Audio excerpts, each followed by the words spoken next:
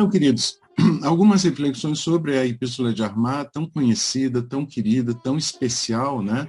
O Bahá'u'lláh fala claramente que se alguém recluso em seu aposento recitar os versículos revelados por Deus, os anjos disseminadores do Todo-Poderoso difundirão por toda parte a fragrância das palavras emanadas de seus lábios, o que fará vibrar o coração de todo homem justo. Então, quando nós fazemos a Epístola de Armad, a oração longa de cura, ou qualquer outra palavra revelada por Deus, nós não estamos apenas fazendo bem para nós. Nós não estamos apenas pedindo algo para nós. Nós estamos difundindo fragrâncias sagradas com aquelas palavras, e os anjos especializados de Deus em disseminar essas fragrâncias espalham essa fragrância sagrada por todas as partes, e Bahá'u'lláh diz que isso fará vibrar o coração de todo homem justo. No outro texto do lado, quando fala que as almas puras, quando vão para o mundo espiritual, têm provido e continuarão a prover o impulso supremo que move o mundo dos seres. Bahá'u'lláh diz que todas as ciências e as artes que se manifestam no mundo material surgem por influência das almas puras que estão no mundo espiritual.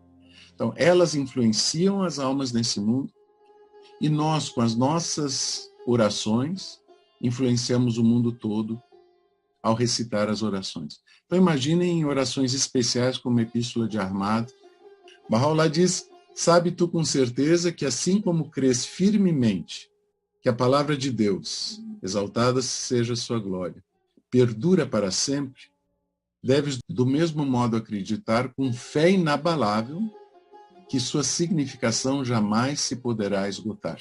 Então, a palavra de Deus, como ela é eterna, ela também tem significados infinitos.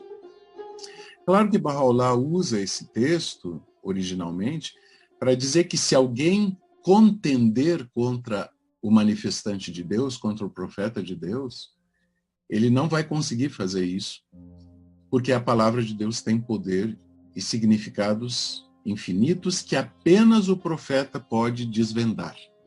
Então, Bahá'u'lláh diz: ninguém mais tem o poder de desvendar a palavra de Deus, a não ser a própria manifestação de Deus. Seja na época em que revelou a palavra, seja quando ela volta, quando o verbo de Deus volta em outros profetas. Mas, de qualquer maneira, a afirmação está aí. A significação da palavra de Deus não pode se esgotar. Então, isso significa que qualquer um de nós, por mais ignorante que seja, pode emitir pareceres a respeito da palavra de Deus, porque vai que é certa, né? Em algum desses significados que são inesgotáveis.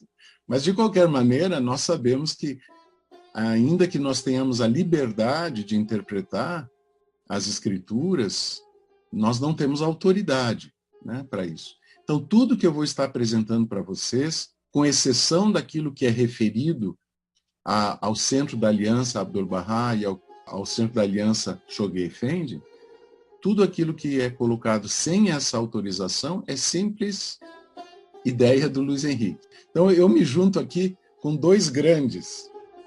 O Riobaldo, no Grande Sertão Veredas, que diz: eu quase que nada não sei, mas desconfio de muita coisa. Então, eu estou assim, eu vou falar da Epístola de Armad e da oração longa de cura, desconfiando de muita coisa, né?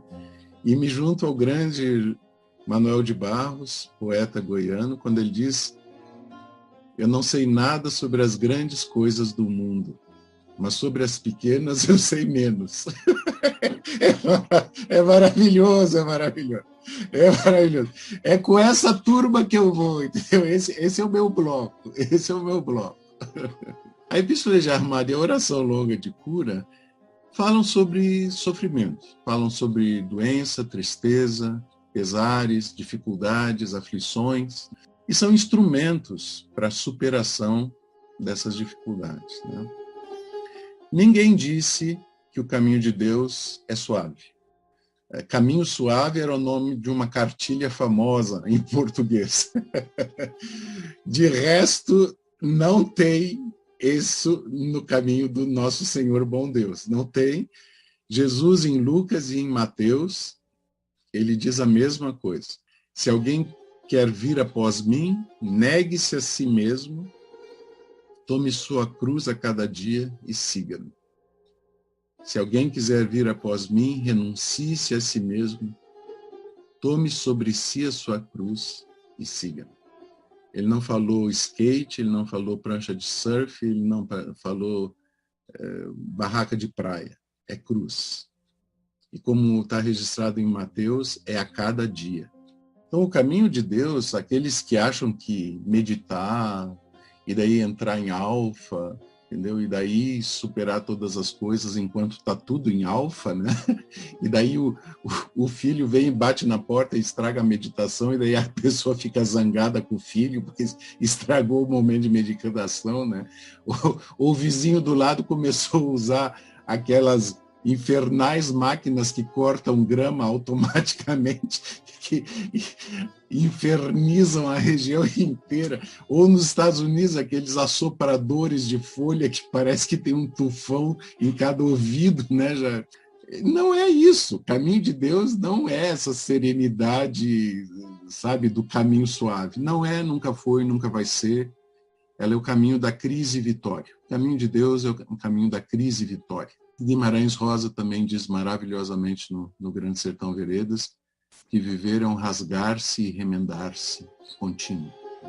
Um rasgar-se e remendar-se. Bahá'u'lláh diz: tua grandeza me dá testemunho. Todos os que te adoram têm por companheiras as suas lágrimas. E aqueles que a ti se volvem têm o consolo dos seus próprios gemidos. O alimento dos que se apressam a te encontrar são os fragmentos dos seus corações despedaçados. Não precisaria nenhum outro texto para nos convencer que o caminho não é suave. É um caminho maravilhoso, iluminado, cheio de uma felicidade que não é desse mundo, mas não é suave. Numa linda ode de Bahá'u'lláh, que eu acho que estamos traduzindo pela primeira vez para o português, a tradução é provisória minha.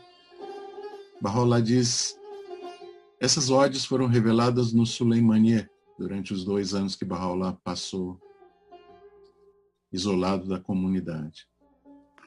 Se o teu alvo é acalentar tua vida, não te aproximes de nossa corte.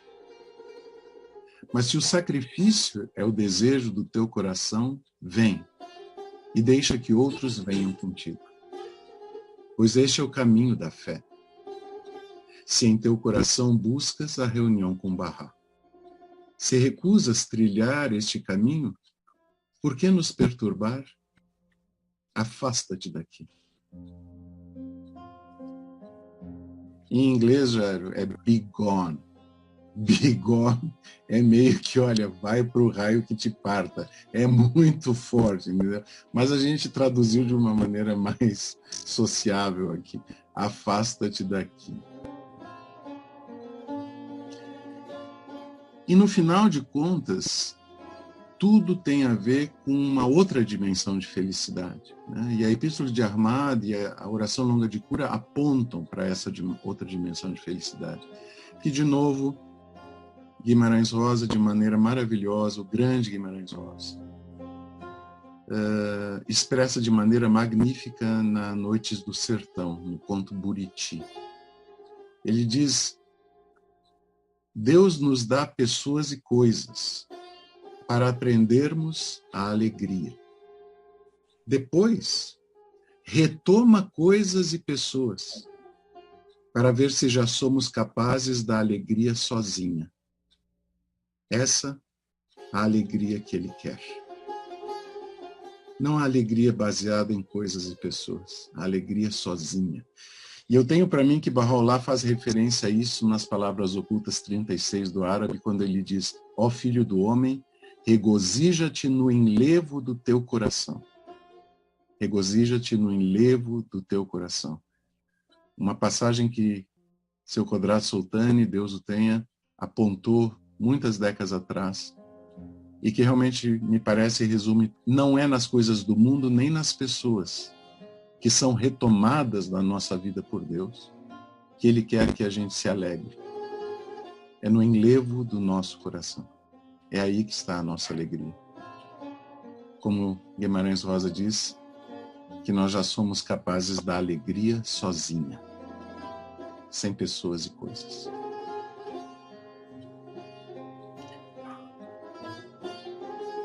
A promessa que existe nas Escrituras de proteção dos crentes e da proteção dos que se voltam para Deus, não só na fé Bahá'í, claro, em cada uma das revelações divinas, é de outra dimensão.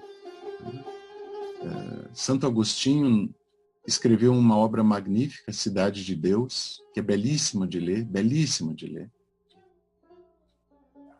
Escreveu uma obra inteira para explicar o sofrimento dos crentes. E logo no início da Cidade de Deus, ele diz de uma maneira muito linda que, embora crentes e descrentes sofram da mesma maneira, há uma grande diferença entre aqueles que sofrem. A qualidade daqueles que sofrem é distinta. A gente bota fogo sobre o ouro e sobre a sujeira, mas a qualidade daquele que é queimado é distinta. Então, Baha'u'lláh, numa citação que a Casa de Justiça faz, magnífica, ele faz uma citação do poeta persa Sadi, que é do século XIII depois de Cristo. Então, Baha'u'lláh diz: embora o autor da seguinte frase tivesse nela outra intenção, ainda assim consideramos pertinente a operação da vontade imutável de Deus. E a citação de Sadi é: para o ímpar, tu ganharás a aposta. Para o ímpar, tu ganharás a aposta. Os amigos de Deus, continua Baha'u'lláh, os amigos de Deus haverão de vencer e lucrar sob todas as condições e alcançarão a verdadeira riqueza. No fogo permanecem frios e da água emergem secos. Seus assuntos estão em desacordo com os assuntos dos homens. Eles estão destinados a ganhar, seja qual for a distribuição das cartas. Disso dá testemunho todo sábio com olhos perspicazes e todo justo com ouvidos atentos. Então é a cruz, ela é carregada todos os dias. O consolo são os próprios gemidos, a companheira são as próprias lágrimas, o alimento são os pedaços dos corações despedaçados, mas o destino é a vitória. Mas é claro que é outra vitória. Não é a vitória desse mundo, é a vitória no mundo de Deus.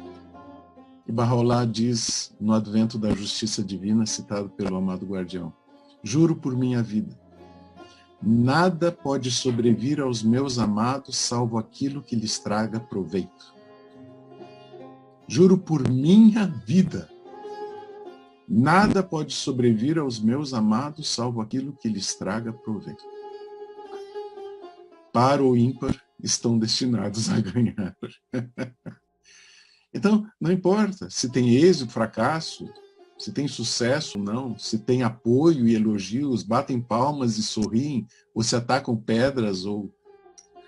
Então, veja, se Baha'u'lláh afirma que nada pode sobrevir senão o que traga proveito, não importa o que acontece. Tudo traz proveito. Vida ou morte, saúde ou doença, tudo traz proveito. A grande questão é se nós estamos entre os seus bem-amados. Essa é a grande questão. Quer dizer, se nós estamos entre os amados, o que vier, vem bem. O que vier é graça de Deus. Então nós temos que fazer força para estar entre os seus amados. Essa é a única coisa que a gente pode fazer, é esse esforço. Então vamos lá, Epístola de Ahmad, queridos. Eu não vou entrar no detalhe da história da Epístola de Ahmad, não é minha intenção. Minha intenção é fazer uma exegese das palavras, uma exegese, um estudo das palavras e das afirmações da Epístola de Ahmad. Tá? A história da Epístola de Ahmad é fascinante e merece uma live à parte. Há duas epístolas de Ahmad, uma em árabe, e uma em persa. A epístola de Ahmad que a gente está acostumado é a epístola de Ahmad em árabe, que foi revelada para o Ahmad de Yazd, a cidade de Yazd, que nasceu por volta de 1805. A epístola de Ahmad em persa foi escrita para o Ahmad de Kashan, uma cidade também no Irã. Então, a epístola de Ahmad, que a gente conhece e ama, a epístola em persa tem seções, partes dela que estão citadas na seleção dos escritos de Bahá'u'lláh. Mas a epístola que nós amamos e conhecemos é a epístola em árabe para o Ahmad de Yazd. E realmente a história do Ahmad de Yazd é fascinante. O senhor Feizi relata a história dele em bastante detalhes. Eu coloquei embaixo aí o link para quem lê em inglês. Eu mais tarde, algum dia, quero traduzir essa história, ou alguém faça isso, por favor, traduzir para o português, porque é fascinante. A vida desse homem é fascinante. Ele era de uma família muito rica e nobre, cidade de Yazd, mas desde os 14, 15 anos ele buscava comunhão com Deus, era um místico. Refugado pela família, criticado pela família, atacado pela família, até que se mandou com uma trouxinha nas costas e foi de lugar em lugar procurando um líder espiritual que o pudesse conduzir a Deus. Chegou até a Índia. Na Índia, para conseguir a comunhão com Deus, ele repetiu um mantra, que na verdade, um ritual de ablução e de repetição de 12.000 vezes o versículo "não há Deus senão Deus". Ele repetiu isso várias vezes e, desiludido, voltou para o Irã. Se estabeleceu como mercador e daí começa a epopeia dele até que ele encontra o Bab pessoalmente, depois de muitas epopeias, muitos sofrimentos, muitas doenças, muitas perseguições. E, no fim, ele acaba indo para Bagdá, onde, então, ele reconhece Bahá'u'lláh e recebe de Bahá'u'lláh a graça de viver quase vizinho da casa de Bahá'u'lláh em Bagdá. E, por muito tempo, ele convive com Bahá'u'lláh. Quando, depois de 10 anos, Bahá'u'lláh é exilado, ele não está entre aqueles que Bahá'u'lláh convida para ir junto no exílio. E Bahá'u'lláh diz a ele que quem Bahá'u'lláh está levando com ele são os causadores de problema, que precisam estar sob a guarda e a tutela de Bahá'u'lláh. Ele está deixando para trás os amigos. Então, depois de muito tempo, Bahá'u'lláh já está em Adrianópolis, né, onde ele ficou 4 anos. Ahmad não aguenta mais e sai em busca de Bahá'u'lláh para encontrar Bahá'u'lláh em Adrianópolis. E quando ele chega em Istambul, viagem a pé, todas as viagens dele, para a Índia também, a pé, tudo a pé, tudo a pé, tudo a pé. Quando chega em Istambul, Constantinopla, quer dizer, só atravessar o canal e ele está em Adrianópolis, ele recebe essa epístola, a epístola de Ahmad. E ele entende pela epístola que Bahá'u'lláh quer que ele vá ensinar a fé na Pérsia. E ele não vai ao encontro de Bahá'u'lláh. Ele vai para a Pérsia e se dedica para o ensino da fé, para a consolidação dos babis, para o anúncio da revelação de Bahá'u'lláh, e sofre de novo imensamente, inclusive na mão de babis, que o expulsam de casa, batem nele. É tremendo. Se ele não tivesse recebido a epístola, eu não sei onde é que ele estava. Mas, enfim, o início da epístola é maravilhoso, né? O rouxinol do paraíso canta sobre os ramos da árvore da eternidade. Nós sempre temos que lembrar que essa árvore da eternidade é o Sadratul Muntaha. É a árvore além da qual não há passagem, que Muhammad, na sua viagem mística ao 7º céu, encontrou, e que era o último obstáculo antes de chegar a Deus. Quer dizer, na verdade, não é possível ir além da árvore da eternidade. O Sadratul Muntaha mostra o limite do homem ao conhecimento de Deus. Além do Sadratul Muntaha é o mistério eterno, a incógnita eterna, o oculto dos ocultos. E o rouxinol do paraíso, claro, se refere a Bahá'u'lláh cantando sobre a árvore da revelação. Então, a árvore da eternidade significa a árvore da revelação. a árvore além da qual não há passagem. É a árvore da revelação de Deus. Além do manifestante, não há conhecimento de Deus. Só há ignorância. Certo? Bom, nesse preâmbulo, Baha'u'lláh faz 4 afirmativas de verbos. Ele diz que o Rouxinol do Paraíso proclama, chama, informa e guia. Ele está proclamando a 4 tipos de seres humanos: aos sinceros, aqueles que têm fé na unidade divina, aos desprendidos e aos que o amam. A cada um desses tipos de seres humanos, ele faz uma coisa: ele proclama os sinceros, ele chama aqueles que têm fé na unidade divina, ele informa os desprendidos e ele guia os que o amam. Há coisas distintas. Ele proclama aos sinceros as boas novas de que Deus está próximo. Ele chama aqueles que têm fé na unidade divina para entrarem na corte da presença do generoso. Ele informa os desprendidos da mensagem revelada por Deus e ele guia os que o amam ao lugar da santidade e a esta beleza resplandecente. Então, é uma afirmativa muito impressionante, porque entre os homens, que como nós sabemos, Jesus diz, muitos são chamados, mas poucos os escolhidos, nós podemos entender que o chamado de Baha'u'lláh, dirigido a toda a humanidade, tem 4 tipos de escolhidos: os sinceros, aqueles que têm fé na unidade divina, os desprendidos e os que o amam. A estes escolhidos dos muitos chamados, ele concede graças especiais, que estão aí em branco. No processo de estudar, tanto a Epístola de Ahmad como a Oração Longa de Cura, algumas mudanças e correções na tradução, que já é tradicional, vão ter que ser feitas.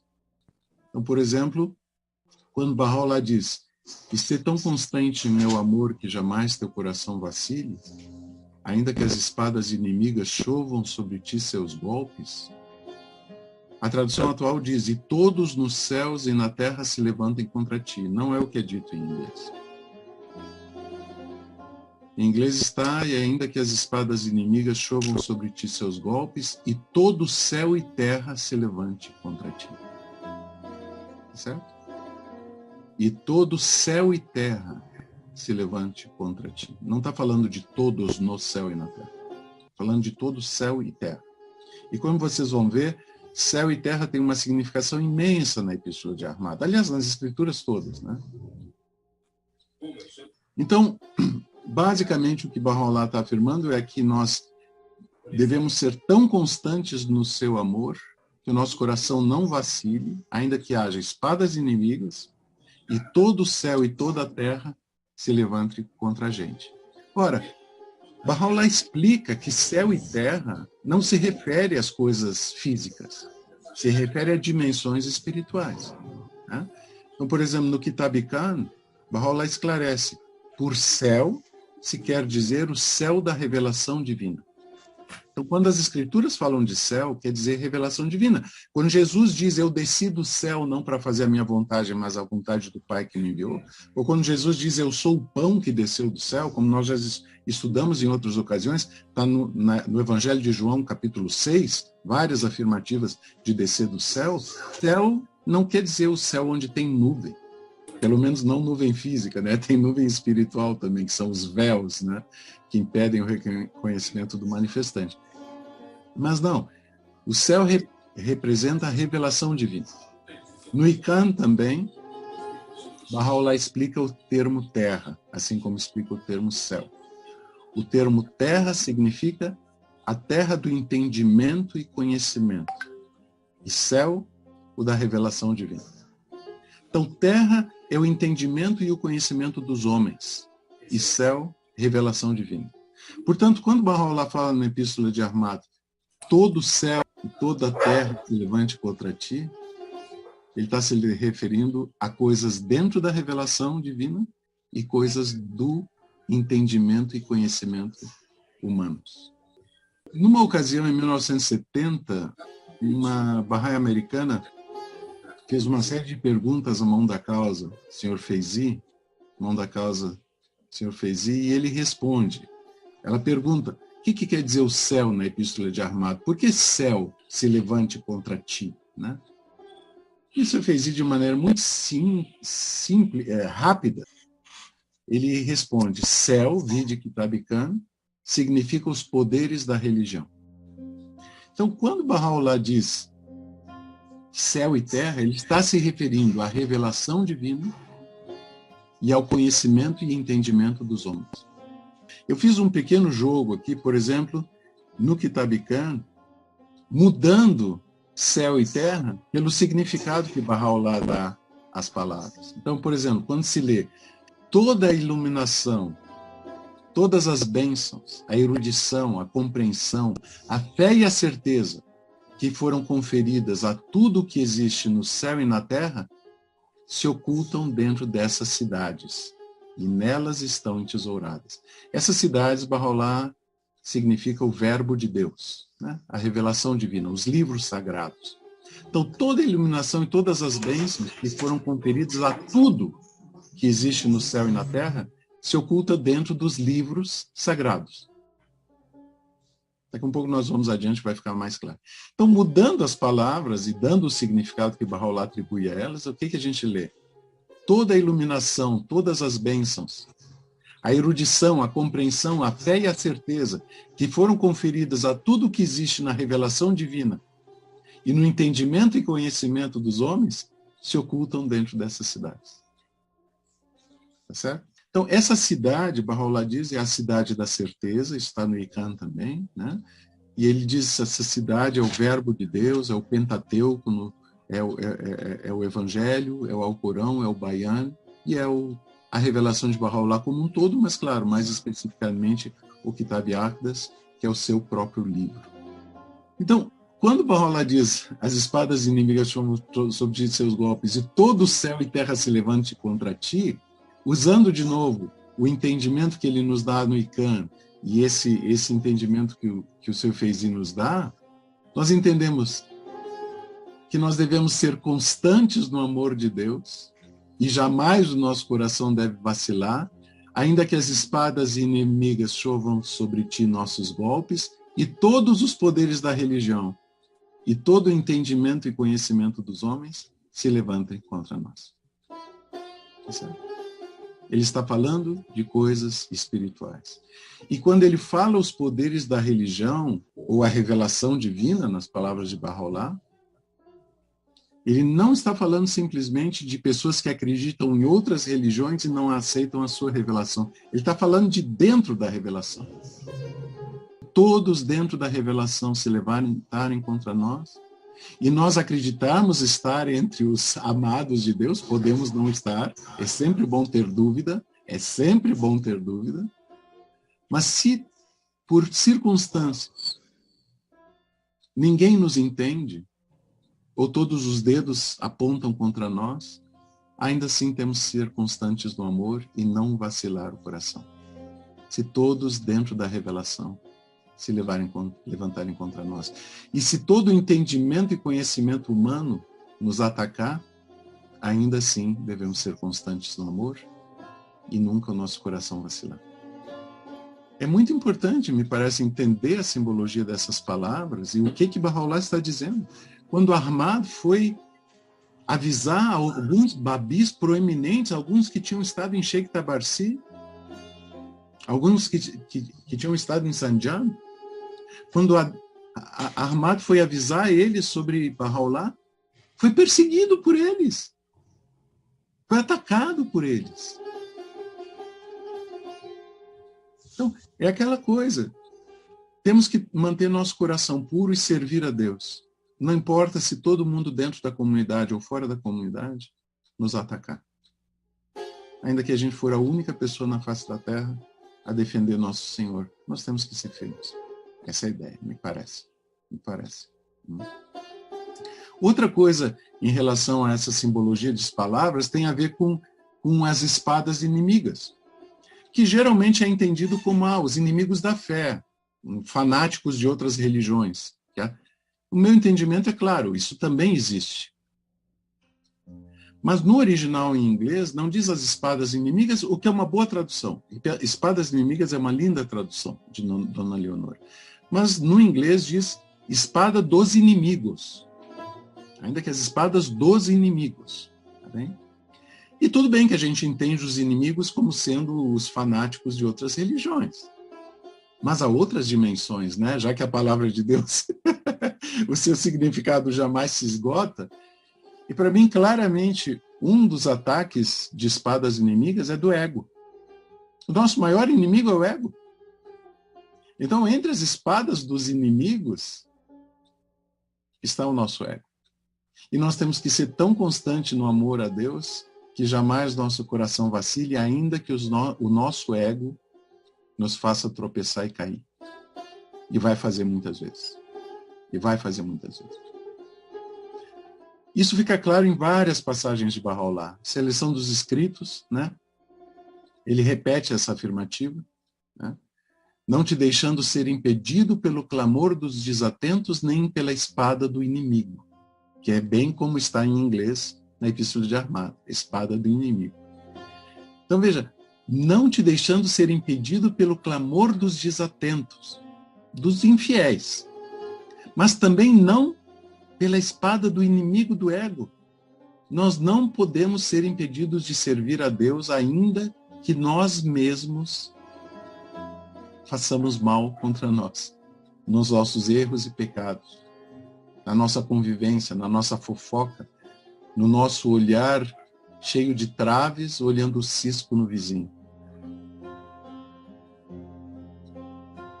Nas palavras ocultas, Bahá'u'lláh diz: permitistes a meu inimigo entrar em minha casa e expulsaste meu amigo. É claro que Bahá'u'lláh não está falando do inimigo como sendo algum fanático de outra religião.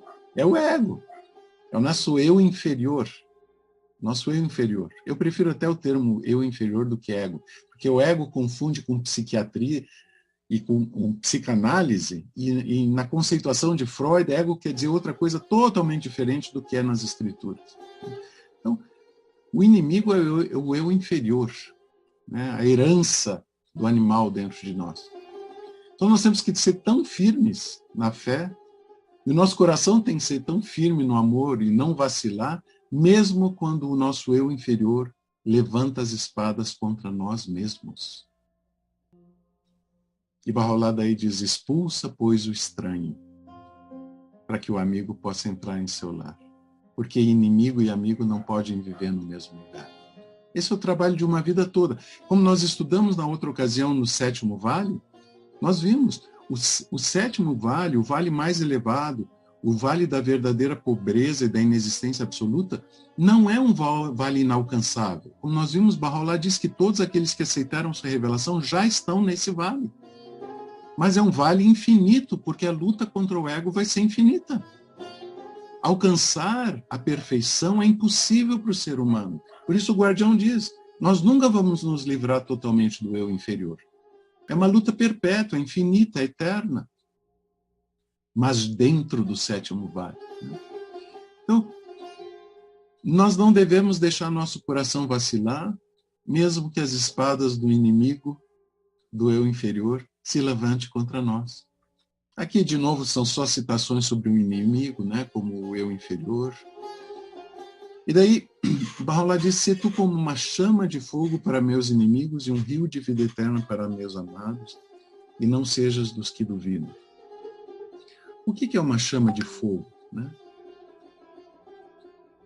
A primeira coisa que veio à mente é a sarça ardente. Que quando Deus falou com Moisés, havia uma sarça, uma árvore, um arbusto, que queimava e não se consumia. Essa era a chama da presença de Deus, né? Então, quando diz que devemos ser como uma chama de fogo, né, é para mostrar o ardor do nosso amor, o ardor da revelação divina na nossa alma. A luz de Deus que nos guia e que ilumina. E que arde e não se consome. Porque esse fogo não queima. Esse fogo dá vida. É o fogo da palavra de Deus. E isso deve iluminar os inimigos. e um rio de vida eterna para meus amados. Porque se a gente pensar bem, nós, por essa vacilação entre o eu inferior e o eu superior, nós continuamente estamos alternando entre ser inimigos e amados. Nós mesmos somos a cada instante inimigos e amados, conforme nós seguimos o eu inferior ou a palavra de Deus, no eu superior.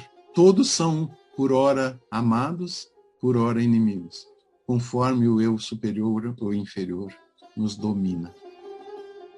Quando os nossos amigos da comunidade ou fora da comunidade Bahá'í são amados, nós somos um rio de vida eterna. Quando nossos companheiros humanos são inimigos, nós somos uma chama de fogo.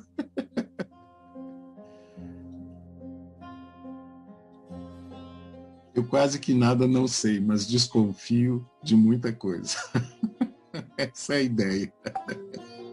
E, de novo, me parece que tudo isso vem, outra vez, sendo reforçado quando Baha'u'lláh diz: e se fores atingido por aflições no meu caminho, ou humilhado por minha causa, nem por isso te perturbes.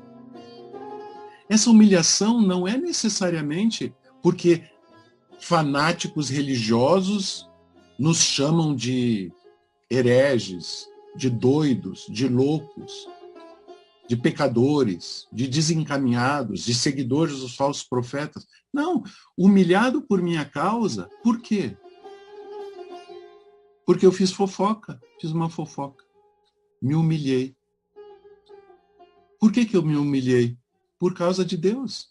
Porque se Baha'u'lláh não tivesse proibido a fofoca, eu não estava humilhado. E aflições no caminho de Deus, de novo, não é o ataque dos inimigos.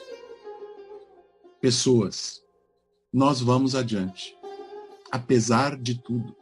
Apesar das espadas inimigas do meu eu inferior, apesar das espadas inimigas do eu inferior dos meus amigos, da falta de entendimento e compreensão dos homens, e apesar da falta de solidariedade dentro da revelação, não importa.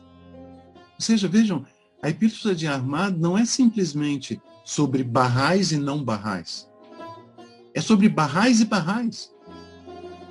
É sobre o Bahá'í e o próprio Bahá'í. É sobre o eu inferior e o eu superior. O tempo todo. Oh, suas superstições se tornaram véus entre eles e seus próprios corações. As interpretações equivocadas da Bíblia, do Alcorão, né? As simbologias não compreendidas, mas também nós.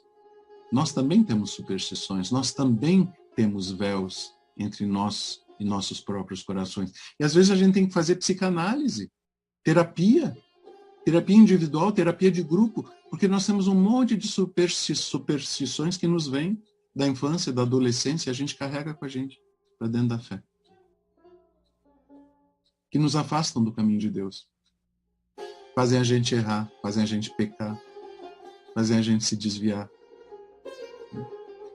Não é só a respeito dos que não reconhecem a manifestação. A Epístola de Ahmad é a respeito da própria comunidade e de nós mesmos.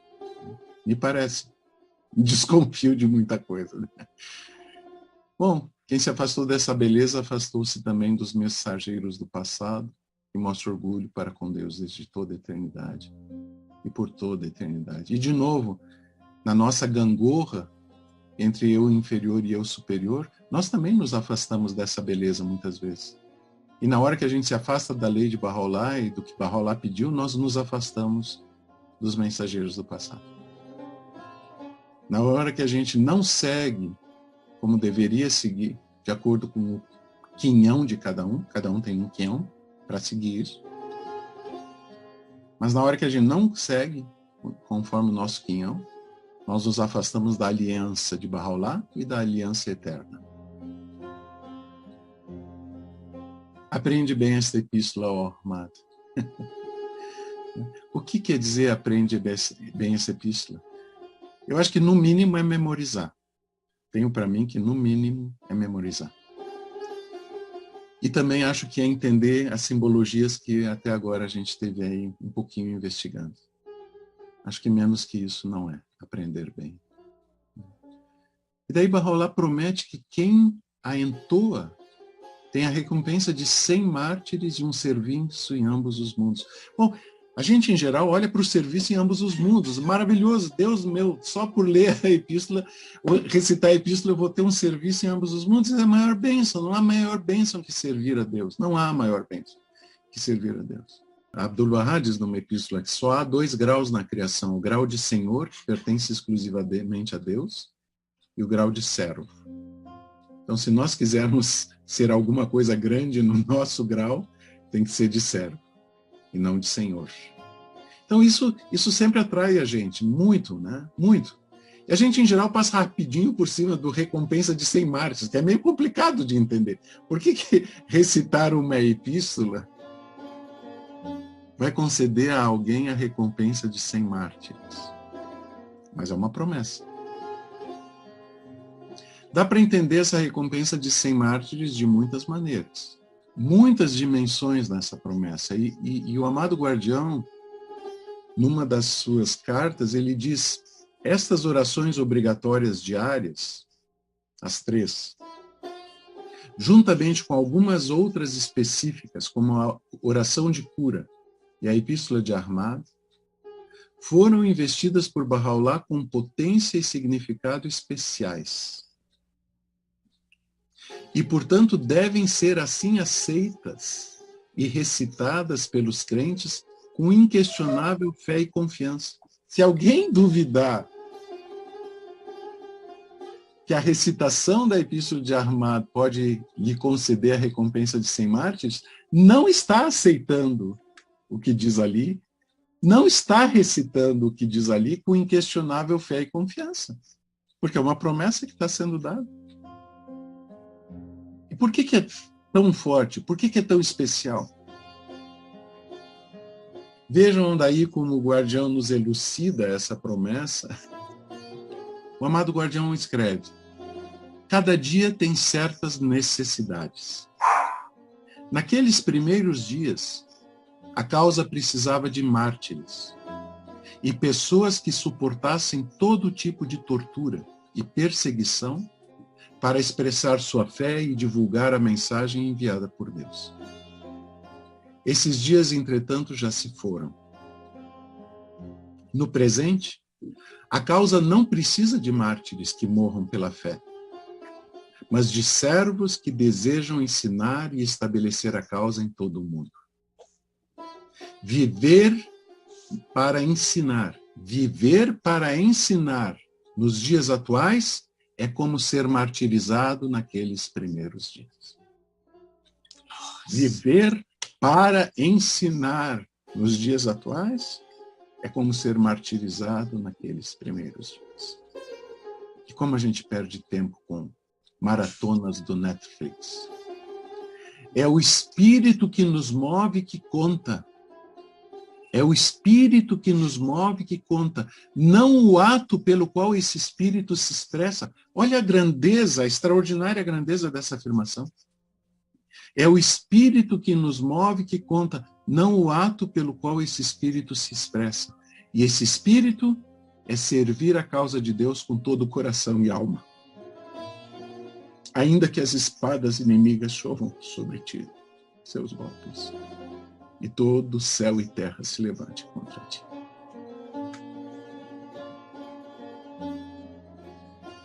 Se me amas, não te prendas a ti mesmo. E se buscas meu prazer, não consideres o teu próprio, para que tu morras em mim e eu possa viver eternamente em ti. Dize, auxiliar-me a ensinar minha causa. Auxiliar-me a ensinar minha causa.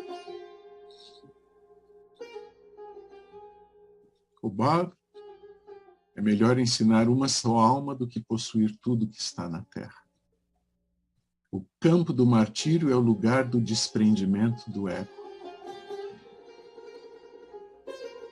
E ao mesmo Senhor querido, Senhor Feyzi, a mesma pessoa pergunta: por que recompensar 100 mártires por recitar a Epístola de Ahmad?